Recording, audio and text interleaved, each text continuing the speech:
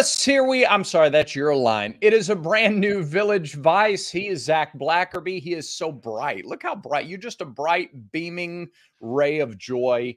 And I'm Brad Law, and I'm the guy who predicted Alabama would go to the Final Four the day after Auburn lost. So now that we're past that, Zach, we're closing in on A-Day. Yeah. And A-Day is when everybody will get their first public look at the 2024 Auburn receiving corps. I think that's the most interesting part of A-Day this year. Is it the most interesting part to you? I think that's what the average fan seeing the team for the first time is going to want to see. I want to see, for me personally, I think the most interesting thing is going to be defensive backs and who plays where and what order. Like that to me, I think is going to be more interesting, and the information we gain from that will be more relevant to the start of the season, because it's the first bullet point over there. Like, you can have a set receiver rotation, but what happens to it when Perry Thompson shows up in a few weeks? And to me, that's going to be interesting. And to me, that's going to be something that, regardless of the transfer portal, because I'm sure guys will leave, and hey, a guy or two may come in to the wide receiver room. But Perry Thompson's coming in. Yeah. Malcolm Simmons expected to come in. And do those guys have an impact on the wide receiver room? And the answer is probably. Well, I did want to bring it up. We'll have a lot of time over the summer, obviously, to talk about guys who come in over the summer. And we know the impact. I mean, there is a benefit to going through spring. But Cam Coleman has earned a ton of accolades. He's earned a ton of flowers during spring ball. And it is universal. I heard you say it yesterday on Locked on Auburn. Nobody can't talk about Cam Coleman. Perry Thompson is coming. And I think his potential, even as a true freshman, we've talked before about some of these standout superstar wide receivers in the SEC in the last 10 to 15 years. I think if we weren't talking about Cam Coleman, we'd be talking about Perry Thompson very close to the same way that we're talking about Cam Coleman. I think if you're going to tout the greatest receiver class in Auburn history, more than one of those guys is going to make a significant impact his first year. Now, what does that significant impact look like? We can talk about that, but 6'4", 215, 220, maybe 225. I don't know what the process, I don't know what he's doing, before he gets here to campus. Sure. But you win a lot of matchups that way. Pretty polished wide receiver. I think day one, he's a physical specimen and a guy who plays the position at an elite level and helps your team tremendously. And again, you don't tout the greatest receiver class in school history based on one superstar and then others who are really good. I think you have two superstars in that class. Yeah, I'm curious to see what kind of impact they will have as true freshmen. And I'll lump Cam Coleman into that too. Mm-hmm. It's like we're all expecting the world of Cam Coleman, and I think we should. I think he's worthy of that. But I think there should be questions on, okay, well, how much should we expect to see Perry Thompson, Bryce Cain, Malcolm Simmons impact the offense in 2024? Because I do think there's going to be a drop-off from the top freshman wide receiver in this class to the number 2 freshman wide receiver in this class. And some people think that's Bryce Cain. Some people think it's Perry Thompson. I think it's Perry Thompson. Mm-hmm. I just think not going through spring is a big deal. And like some of the notes of Perry Thompson as far as what he needs to work on is route running and crispness, not Christmas, crispness in his routes and in his game and in patterns and things like that. And that's the kind of stuff that keep guys like him that are very talented, that their whole life they've lined up and just been able to say, hey, I'm better than you. Yeah. I've got to adapt to that a little bit. And Cam Coleman had some of that early on in spring too. So the path is there. It's just, he's going to have to really hit the ground running. He's capable of it. It's just, he's got to do it. Well, let's think about how long it took Cam Coleman to shed some of that. Because if you just said he had some of that early on, well, now here we are the week of A-Day, and they're talking about how different he is than the other guys. It didn't take that long to get the crispness. and everything else that you need just to polish the toolbox in the wide receiver room. So I just don't expect that learning curve to be all that strong. There will be a relative learning curve from not going through the spring itself, but I don't know. I think the toolbox is pretty close. So do you think Cam and Perry are on like the same tier of wide receiver? Or what do you think the separation between the two is? I don't think it's much. Wow. I think that'd be huge. That would be huge for Auburn if that was the case. No question. But again, I go back to the marketing around this wide receiver class, and I go back to the, to the recruiting analysts and the people who scout. Perry Thompson's decision to flip to Auburn was thunderous. Yeah. And it wasn't just because he was a guy who flipped from Alabama, but it was because he was a guy who flipped from Alabama and bore a striking resemblance to Julio Jones, even going to the same high school. But it wasn't just the high school. It was the fact that their games are similar. Well, that dude was a monster his freshman year at Alabama during a part of a big turnaround that they had there. If you remember Julio Jones, it didn't take him long to become an instant weapon in that offense. And so I think comps are there. And I think if Perry Thompson is asked to be a number 2 guy, not a number 1, but a number 2, what have we been saying the last several years? That Auburn has been asking guys who, as much as we love them, because they're Auburn guys, they weren't SEC number 1 receivers. Yeah. Now it looks like Auburn has an SEC number 1 receiver. So now if you ask Perry, who has a similar type of comp, to be an SEC 2, I think he can fill that role. And now you're asking other guys to fill the role of 3s or 4s in that room. And when you start looking at production around the league of what 3s and 4s do, well, now you look a little more and it's legitimate. And you go, yeah, they can do that. That's possible. And it's plausible now to put up some similar numbers. Yeah. Yeah. The level of impact that some of these receivers have had throughout spring camp is kind of interesting. It varies on who you talk to.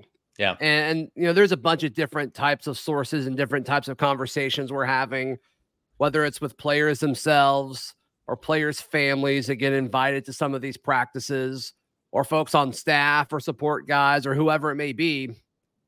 Every kind of bit of information you're given, like, you've got to treat it all a little bit different. But all of the opinions and the reviews from the wide receivers outside of Cam Coleman, and for the most part, Robert Lewis, are all over the place. Yeah. They're all over the place, to where literally yesterday, Brad, I was talking with somebody and they said, hey, Jay Fair's really come on over the last few days. And I'm like, interesting. I haven't heard his name from anybody. In fact, I was told that like a couple people were like giving me a little bit of the play-by-play from the scrimmage this past Saturday. It's like, I don't think they said Jay Fair's name once. And so I'm not saying anybody's right or wrong. It's just interesting how all over the place the reviews from this wide receiver room have been outside of Cam Coleman, and for the most part, Robert Lewis. Yeah. Jay Fair was the leading receiver that was not Rivaldo Fairweather last year, correct? What an interesting way to word that. But yeah, that's correct. Yeah. Well, I mean, because Rivaldo tight end, but he led in receptions and yards. Got it. Yeah. Sure. So leading wide receiver room receiver was Jay Fair. You're not asking him to be the leader at that position in 2024. You may ask him to be a number 3 receiver. Is he a better number 1 receiver or a better number 3 receiver? Number 3. Yeah. And so now you're asking a guy to do more of what he should be asked to do. I think I've given these numbers before, but I want to roll through them again as we talk about how many yards. I want you to tell everybody about our friends at mybookie.ag, and then we're going to talk some numbers after you talk some numbers. Yeah, free numbers. Mybookie.ag, it's the best place to bet. You can bet on anything, anywhere, Brad. I think it's a key point for a lot of our listeners. Anywhere, mybookie.ag. And look, you're going to go there. You're going to pull up their sports book or their casino. They got a bunch of different stuff going on over there. But you're going to see all the lines, all the props, all the futures. And you're like, wow, this is where I want to be. I want to be here at mybookie.ag. And so you're going to make your free account. And when you make that first deposit, you're going to use promo code next round. You'll get some extra money to bet with. It makes a very fun sound when you use the code. It goes bloop. It's very fun. It's very great. mybookie.ag, use promo code next round. Want to know down in the comments, and we do read them, and we pass them along to Zach too, because he doesn't. Brad reads them 100%. Yep. I read them, and then if there's anything worth sharing with Zach, then I pass it along. So you literally screenshot them and send them to me. And there has been a few that say, "Hey, Brad, pass this to Zach," and that's very, very thoughtful of y'all. Yep. Soon Zach got to quit wearing those hoodies. You know, it's almost summertime, Zach. You have to show the guns. Yeah. In summertime. Yeah. Okay. He likes that. He likes talking about himself. All right. In the comments, how many yards are realistic to expect from Cam Coleman, from Perry Thompson, and let's say from whoever you think? Who do you think the number 3 receiver will be, and how many yards? I've got some comps. You ready for some comps? So you think Perry's the number 2 receiver in 24 for Auburn? I think he will be. If you take Rivaldo Fairweather out of the mix, sure, I'm okay with that. I think he'll be the number 2 receiver for Auburn in 2024. Wow. Okay. Now, what does that look like in terms of productivity? That's what we're going to talk about. So you think he's like on the field the second most, like he's the opposite outside receiver to Cam Coleman, or do you think he's number 2 in regards to production? But taking out Rivaldo Fairweather. Yeah, I think both. I think both. Okay. I think Cam's on the field more overall. Like Perry shares more time than Cam does. Sure. But I think the productivity is there. Yeah. And wow. That's at the end of the day, that's all people care about anyways. You know, when we're looking at receiver stats at the end of the year, I think Perry's going to be number 2 on the list. Okay. All right. Got some comps for you. This is, all right, 3 guys that we've talked about before, SEC receivers, big body, physical comps. A.J. Green, Georgia. Alshon Jeffrey, South Carolina. Julio Jones, Alabama. Okay. Their freshman years, right? Julio had 924 yards. Alshon Jeffrey had 763. The next year he had 1,500, but his freshman year, 763. And A.J. Green had 963. So a 700 and 2 900s in those groups from freshmen. Do you have who their quarterbacks were those years? Julio in 2008 would have been. Is that McCarron? No, it would have been John Parker Wilson. Wow. Okay.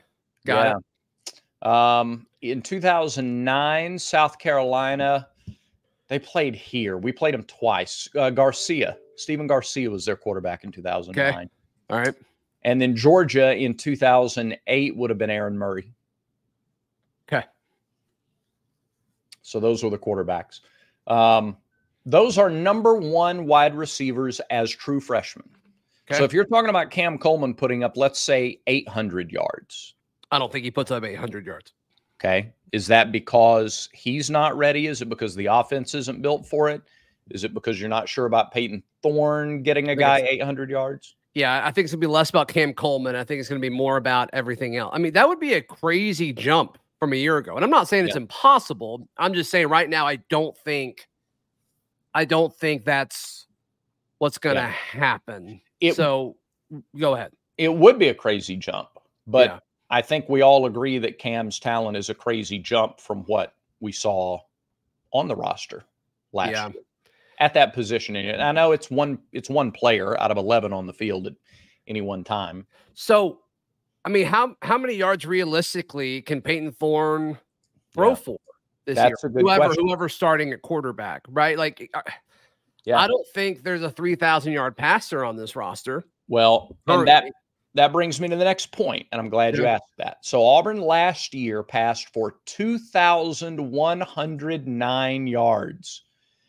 I'd already forgotten it was that low. It was bad, man. It was tough. 2,109. So it's a chicken and egg thing. Did Auburn pass for the fewest yards in the SEC? because it had a quarterback that is on the level of passing for the fewest yards in the SEC? Did it not have the receivers?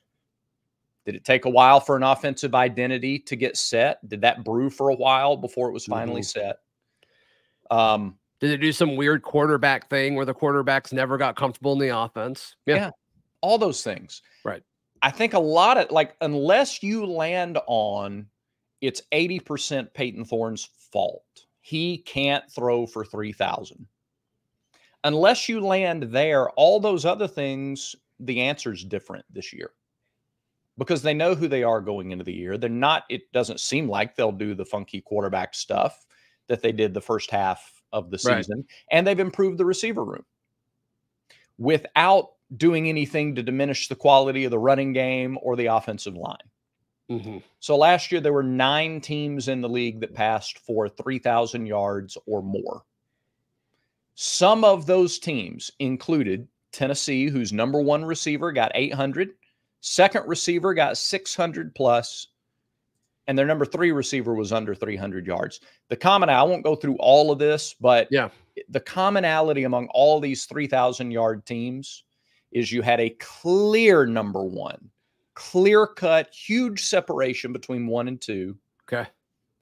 And then nobody's number 3 had as many as like 290 yards. Interesting. It was heavy. So, yeah, in this scenario, if Auburn were to mimic those and copy that trend, which if they do, I think they win a lot more games this year. And you are making me feel better about this. So thank you for that. But so let's say Auburn throws for 3,000, which I think is a major if. Do you think Auburn throws for 3,000 this year? Yes, I do. Because from of your all lips those to things, God's ears, my friend. But look, because of all those things, we just mentioned 4 factors, and 3 of them you've improved. Receiver room's better, offensive identity is better, quarterback funky exchange. We assume that's not going to happen. Oh, I get it, dude. The path is there. They got to do it. Yeah, they got to do it. So if that happens, I guess in this scenario, then like Cam Coleman's wide receiver 1, which I don't think we'll get a whole lot of argument for. And then, like, is the second option in the receiving game, is it Rivaldo Fairweather? You seems like you're willing to make a case for Perry Thompson, or is it Robert Lewis? And to me, like, I can't see Rivaldo, to mention the trend you just pointed out. Like, I can't see him only getting 200 yards, right? Yeah. So that's right. And to be fair, I did sort of separate him out a little bit. But now looking at these numbers that doesn't apply to what you just read. Right. Yeah, that's a good point. That's a good point. If Cam is your number 1 and Rivaldo is a 500 or 600 yard guy, and then you have a Perry Thompson or a Robert Lewis, you're not asking those guys now to get you 600 yards. You're asking them to get 250. Now all of a sudden that's a lot more doable. You're asking a Jay Fair to get 200. Can he get a couple catches a game? Can you get Cam Brown to get you a couple hundred for the year? See, you're not asking these guys anymore to go get 500-600 yards receiving. You're asking them to catch a post pattern a game that's open because the 4th defender is on him because the other guys are on Cam Coleman and Rivaldo and Perry and the rest of the game.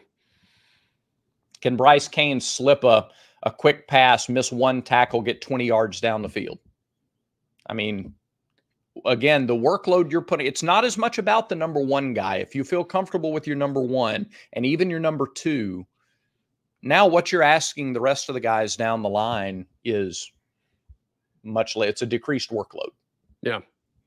And that's why I'm excited. That's why I think that Auburn can throw and will throw for 3,000 yards in 2024. Brad, speaking of throwing for 3,000 yards. Yeah. You know, you got to be, let's see. I don't have a script. I'm trying to do this off the cuff. And I'm not all that great at it without the script. Listen, you don't want any April Fools south of the border, right? You don't want any April Fools below the belt. So go to our friends at Manscaped right now, manscaped.com. You'll get 20% off and free shipping. Yes, shave yourself. Shave yourself. Read the rest of it. In the Manscaped Times. I ain't going to do it. Shave yourself with manscaped.com. You will get 20% off and free shipping when you use promo code VICE. And that is the Lawnmower 5.0. That is the bundle that you can buy for your own personal bundle. It also includes, you can also get, if you feel like sitting around, you want to do a crotch word puzzle, but you want to do it clean shaven. You can do it. You can get the up and down. You can get the left and right, all on the crotch word puzzle. Use promo code VICE, V-I-C-E. You go to manscaped.com. You'll also get 20% off everything that you order. Hey, try it. Also drop a comment if you've ordered from Manscaped. Let us know how happy you are with the product after using promo code VICE. Yeah, and you can email Brad before and after pics. You want to drop your email real quick? I wouldn't. No, I don't. No, I don't feel think comfortable doing that. Okay. Not before and after. Not for this. Just the after. Maybe not the before or the after. If you want to do a crossword puzzle, just let us know. Look, if you want us to talk about your business or your product the way we talk about Manscaped, do jump in those DMs and we can make it happen for you. Yeah, that's right. That's right. Okay. What do we do? What do we do now? What do we do now? How was Texas A&M this weekend? Oh, it was man. I want to say I've never seen a team fight so hard and be so good, but not have the record to show for it. It's insane. Like they are so much better than their conference record. They are so much better than 1-8. And I hate, and I get it. I understand the cursory look at the record if you don't follow it and you go, oh, 1-8, they're struggling. Well, I get it.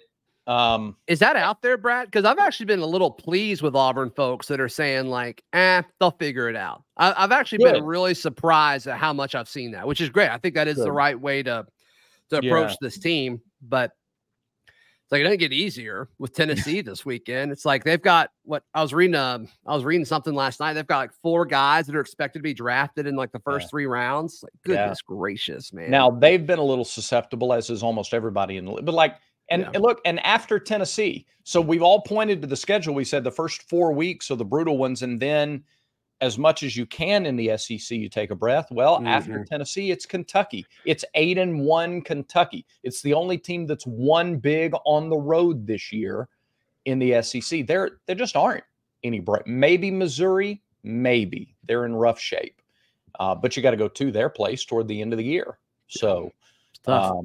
It's tough. It's just, but you know what? I don't want to use that as an excuse because the coaches aren't using it as an excuse. That's what you sign up for. That's the level you want to play at, and you need to play. It's not a surprise that you have to play the best, and it's not a surprise that the margin for error is just razor thin. So they've got to get it figured out. They got it figured out last year, and they'll keep tinkering and tweaking until they figure it out this year, or there'll be a lot of people disappointed because there are no breaks, not in this league. Yeah. So yeah, I mean, it just the offense has been there, and then it's like when the offense is not there, it's like the pitching's there. It's just they got to line it all up. They'll figure it out. The last game against Texas A&M was a perfect example of that. You fight and you fight offensively, and at the point that the pitching holds them to 1 run over a 6-inning span, can't quite get the clutch hit. And you've used your left-handed bats already, and you can't bring a lefty in. It just, it was the perfect storm in the wrong kind of way. Yeah. So you're the perfect storm in the wrong kind of way. You're the perfect storm in the right kind of way, Zach. Thanks, buddy. No problem. That about do it for today's show? Yeah, it does. Thanks, everybody, for watching and subscribing and commenting. And remember, until next time, everyone has vices. Make sure Village Vice is one of yours.